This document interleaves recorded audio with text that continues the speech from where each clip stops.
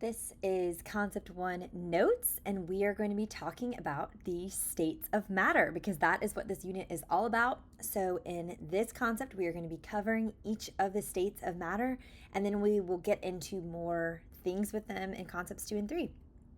So, a little bit of necessary background, and I'm not going to go into crazy detail on this because we are going to have an entire unit about kinetics and thermal energy in Unit 10.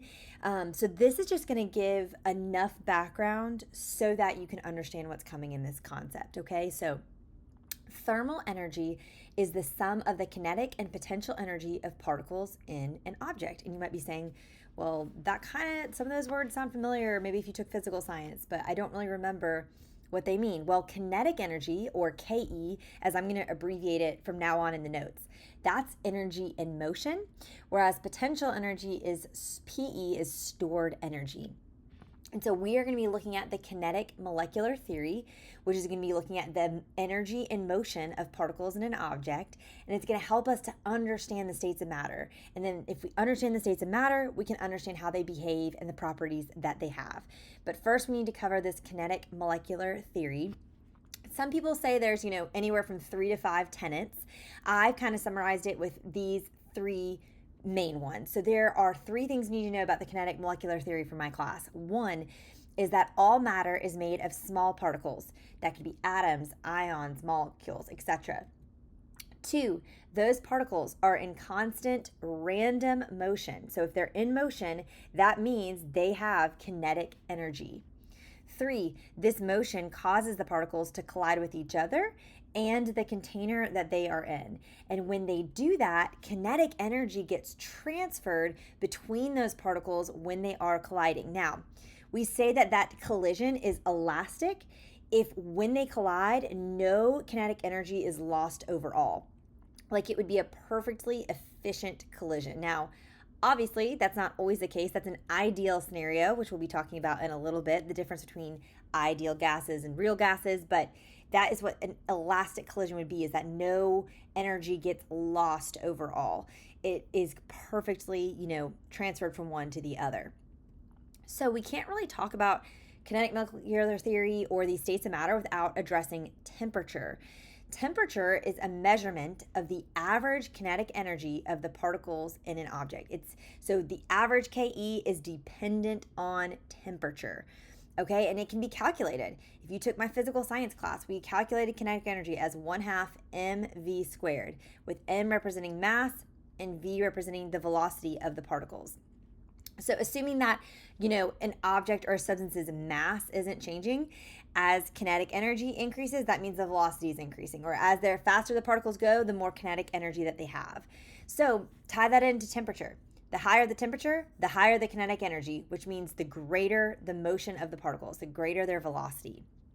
Now, something I want to bring up here when it comes to temperature, which we talked about way back in Unit 1, Introduction to Chemistry, is that the standard unit for temperature is Kelvin, which is represented by a capital K. So you're probably more familiar with Fahrenheit and Celsius, but we will be using Kelvin in this class. And when we get to Concept 3, gas laws, and we're doing a lot of calculations, the temperature must be in Kelvin. So you will most likely have to be converting some Celsius temperatures into Kelvin.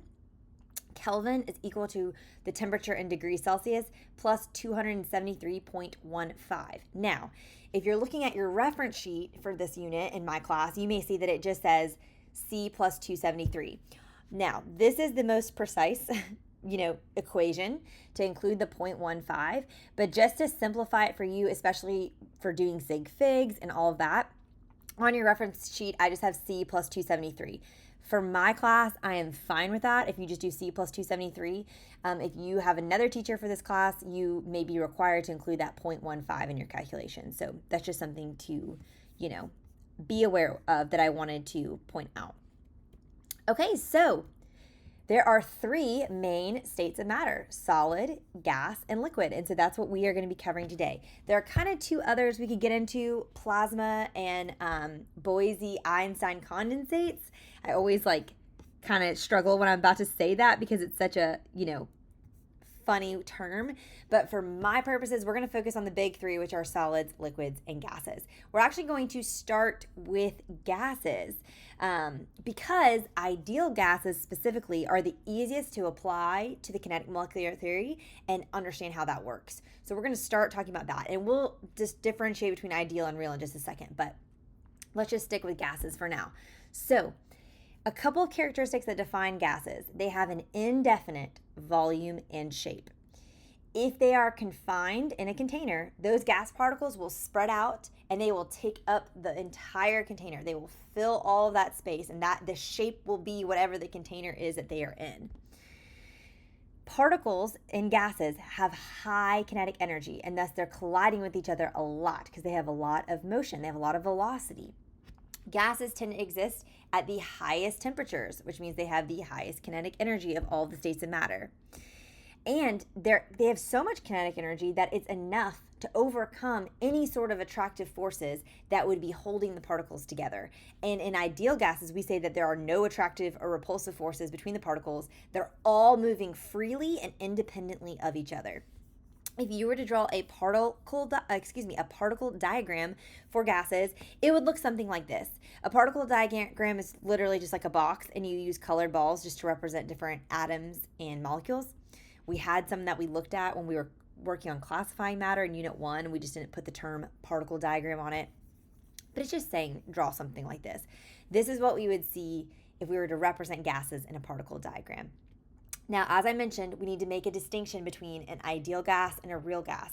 So an ideal gas is a hypothetical situation, y'all. It would be a gas that's perfectly following the kinetic molecular theory.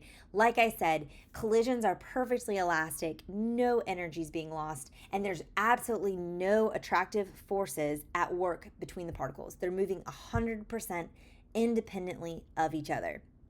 The closest thing we see to this in real life would be nonpolar monoatomic gases. So remember, diatomic is like hydrogen, oxygen, nitrogen, that they exist as H2, O2, N2 naturally. Monoatomic are ones that just exist as one atom, like helium, krypton, that kind of thing.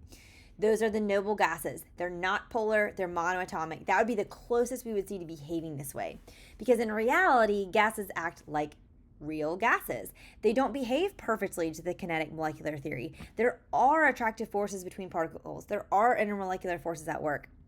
And we see this the most obviously in polar gases. They are the least ideal because remember, we'll review intermolecular forces in just a second, which we first talked about in our chemical bonds unit. But, polar gases are going to have stronger intermolecular forces at work. So when we talk about gases and how they behave, we tend to be talking about ideal gases. Like in a perfect scenario, this is what we're talking about. But in reality, we know it's not really perfect.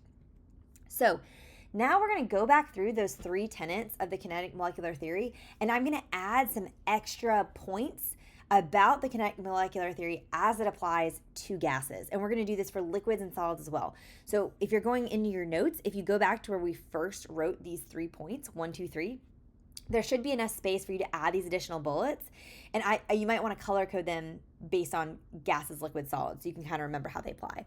So again, remember the first tenet or principle we talked about was that all matter is made of small particles. So in gases, we really see that gases are made of lots of teeny, teeny, teeny, tiny particles, and they're really, really far apart. More than any other state of matter, gas particles are super spread out and far apart because, again, there's no attractive forces holding them close together.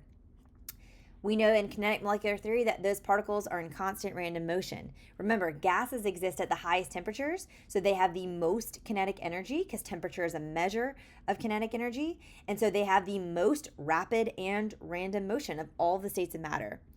And the higher the temperature, the faster they will move, because remember, temperature is kinetic energy, which is 1/2 mass times velocity squared. So it's a direct relationship between kinetic energy and their velocity.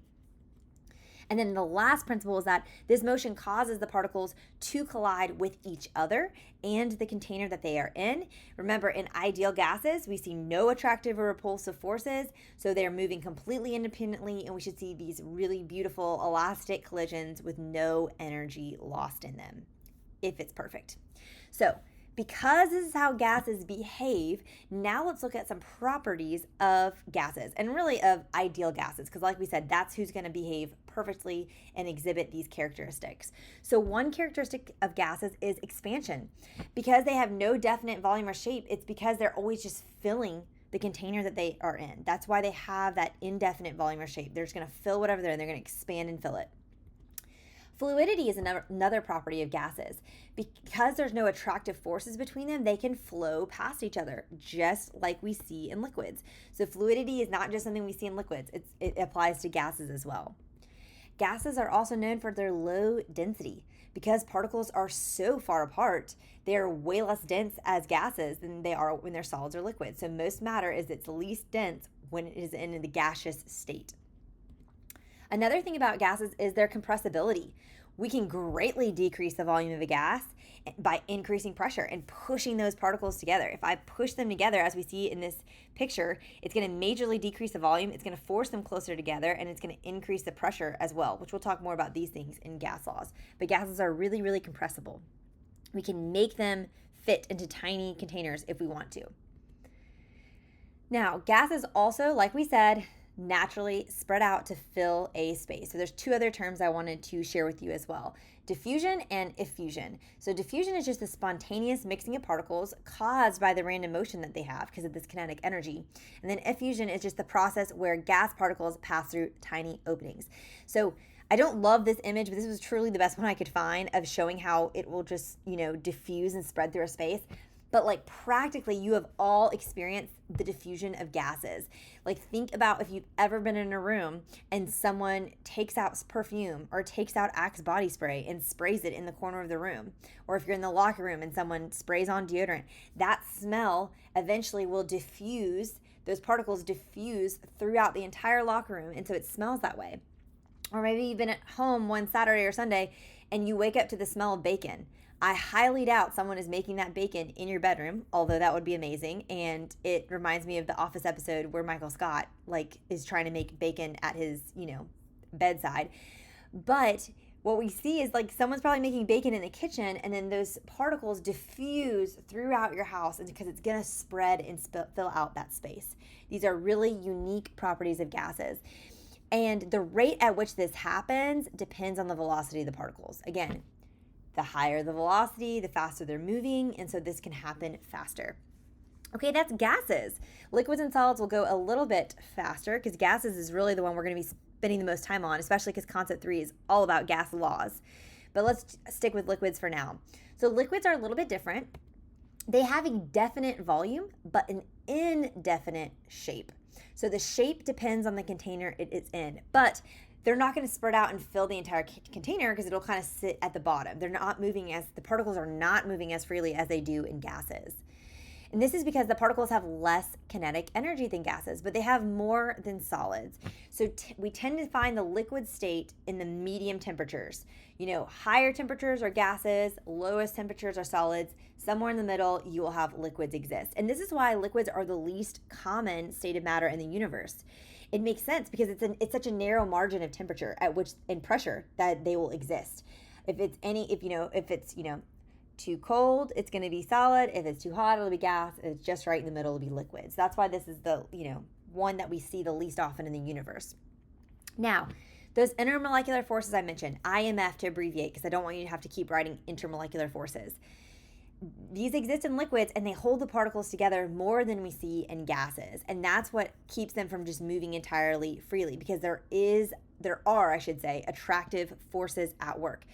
But they're not as strong that they can't move. So the particles can still flow or slide past each other. They just have less mobility than when they're in that gaseous state. So I keep mentioning intermolecular forces. At some point, I need to review those with you. So I'm going to do that now. If you are in my class, this is going to look familiar. This is a chart we did in our Unit 4 Chemical Bonds unit when we first introduced intermolecular forces in Concept 6. I'm just bringing it up again as just a little refresher. Remember, intramolecular forces are chemical bonds that form between atoms, within a molecule. Intermolecular forces are between different molecules. Okay, so this is a force that's going to be between two water molecules or a water molecule and a carbon dioxide, that kind of thing. And so there's three types we see. There's London dispersion, dipole-dipole, and hydrogen bond. These are the main three, I should say. The types of molecules involved. London dispersion are temporary dipoles in non-polar molecules and then any polar molecules. So it's going to be a non-polar molecule is going to create this temporary dipole due to its attraction to the polar molecule. It's a lower strength of attraction, and kind of like if you want to draw like the simplest way to show it, you could have any basically two molecules and they could exhibit, London dispersion forces between them. Dipole-dipole is permanent dipoles we see in polar molecules. So this is like a more medium strength attraction. And so polar molecules always have these poles, that have attractive sides and not. And that's what creates the attraction between and the force between molecules here.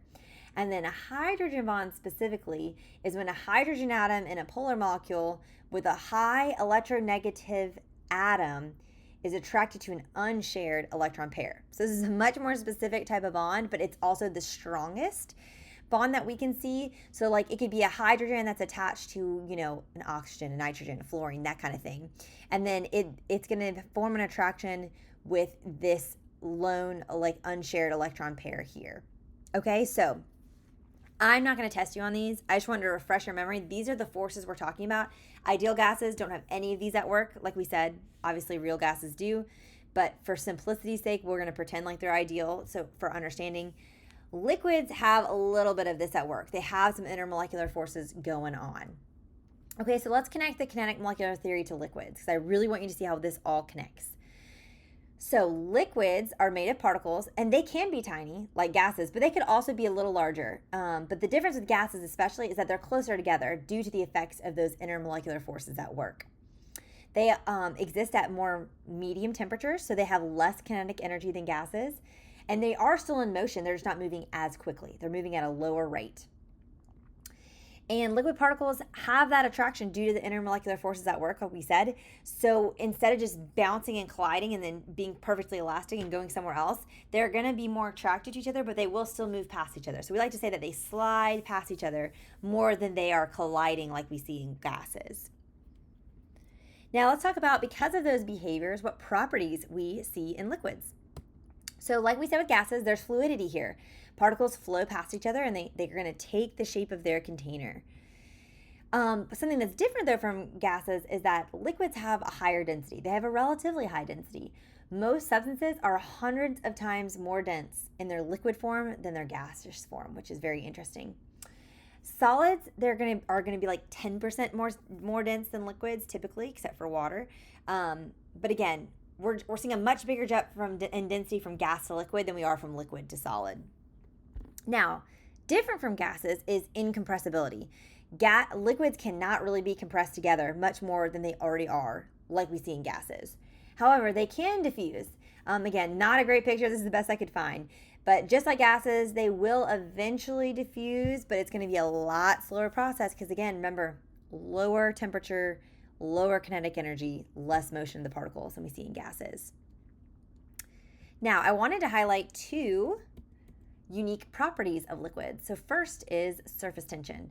This is a force that pulls adjacent parts of a liquid's surface together, and it minimizes their surface area. And this is happening because of intermolecular forces at work. And the higher the force, the stronger those forces of attraction, the greater that surface tension will be. That's why we're able to see insects appear to walk on water, is because of the surface tension at the surface of liquid water. And I have a demo that we really did a little mini lab about this back in Unit 4, Chemical Bonds, and I can demonstrate it again in class with a penny if you weren't here for that. And then the other unique property of liquids I want to point out was capillary action, especially for all those of you who are life science students in my class who are more biology minded. This is the attraction of the surface of a liquid to the surface of a solid, and it allows a liquid to go against the pull of gravity. So we could stick a paper towel in this cup of water, and it's going to eventually it's going to appear to crawl up the paper towel and move into the cup, which we can demonstrate in class as well in real life so you can see. And this is interesting because this is how plants pull water in their roots from the ground, and they pull it up the xylem that is in vascular plants, and they pull it up through the trunk and into the leaves, against the force of gravity, because they're able to have this attraction between the water they're pulling up and, the solids that is surrounding them, which I think is pretty interesting.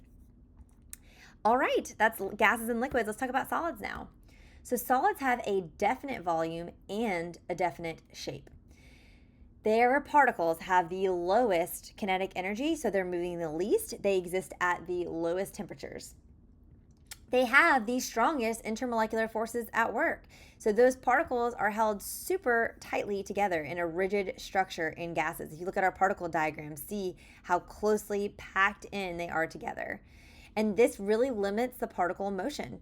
So we like to say, instead of they're not really sliding, they're not really colliding. Instead, they're just kind of vibrating in place. That's the best way to kind of describe how solids are working.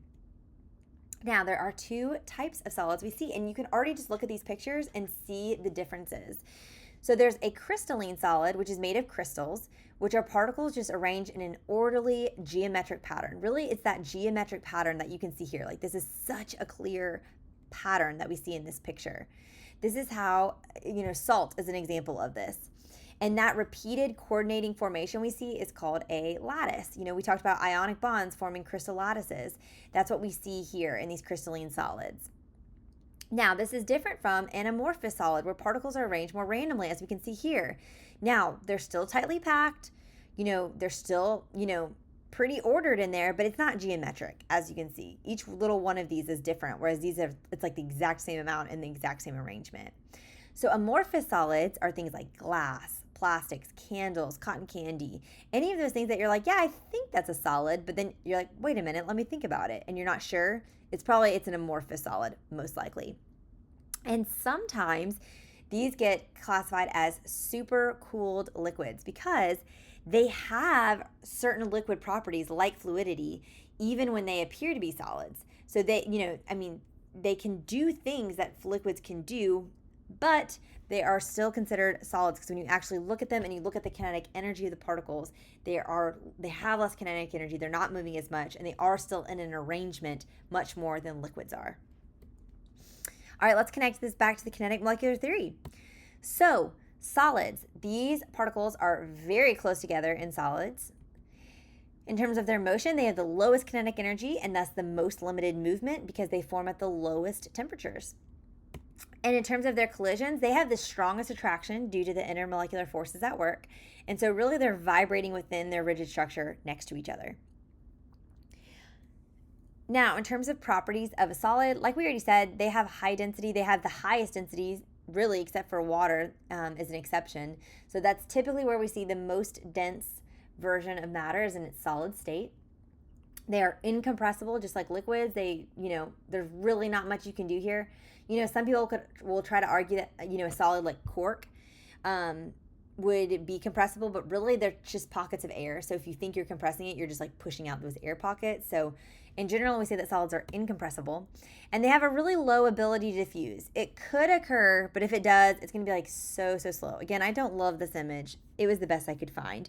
But a good example of solid diffusion is if you've ever seen like a blackboard or a chalkboard and you write on it in chalk, and then you leave it for a really long time. If you try to erase it, it's going to be really hard to erase, because those chalk particles do diffuse into the blackboard over time. Again, but it's so slow. All right.